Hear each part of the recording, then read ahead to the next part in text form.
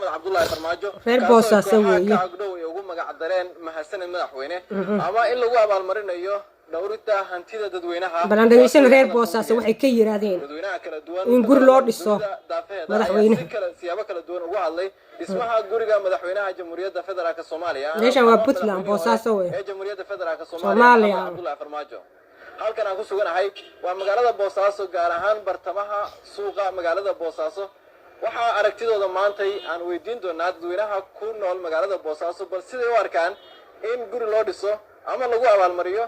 ololaha mahadsanid madaxweynaha hore jamhuuriyadda federaalka Soomaaliya Maxamed Cabdullaahi Farmaajo nabada waa aragtidooda xoolaha bini'aadan ma cunin xoolaha masaakiinta ma cunin xoolaha baxay hayday cashuurta ma cunin xaq buu ka tagay magaalada buuxuu ka tagay soo qawana waa ka lugay waa xaq shacabku ku kaco madaxweyne Farmaajo waa aba Soomaaliyeed waxa weeye wara istaahila guriga ka badan in loo dhiso sababtoo ah ummadda shacabka Soomaaliyeed bahantidooda iyo sharaftooda iyo maalkooda kullu baa xifdiyay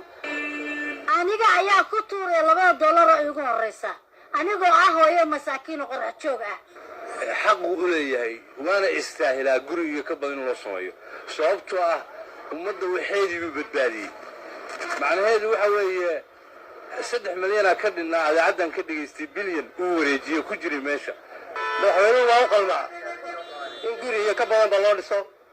ummadda Soomaaliyeedna aad bay u jeceshahay madaxweynaha sagaalaad jamhuuriyadda federaalka Soomaaliya Maxamed Cabdullaahi ما شاء الله reer Boosaaso shacabweynuhu isku xirtaan in guri loo dhiso waxaan u arkaa Soomaali rasmi ah in ay tahay arrin ku habboon madaxweynuhuna uu aad iyo aad u mudan yahay halka waxa idinkaga cad Soomaaliya halka waxa idinkaga cad inaysan reer shacabka reer Puntland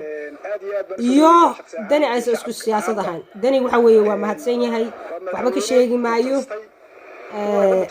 laakiin shacabka reer Puntland waxay taageersan yihiin Farmaajo inuu codsiiyay dani isagay ku qaastay xildhibaanadiisa marka inuu naga tagi barnaamijyo Soomaaliya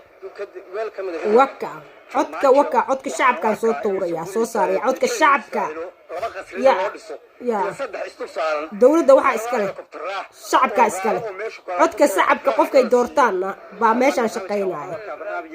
حزب نبض ينورنا وعلى وضيع وح مهم كعما أنا وحن شيء يا مقف كل شيء لكن عد كشعب كقف كل جيران بعمش مهم كع دولة هذا جوكتنا وعد السينا العرقين ما يو لكن حزب ينورنا وعد السينا سو دولة دانو أكيو هذا ولا هاي تدي تترتر ولا دولة هذا الجبل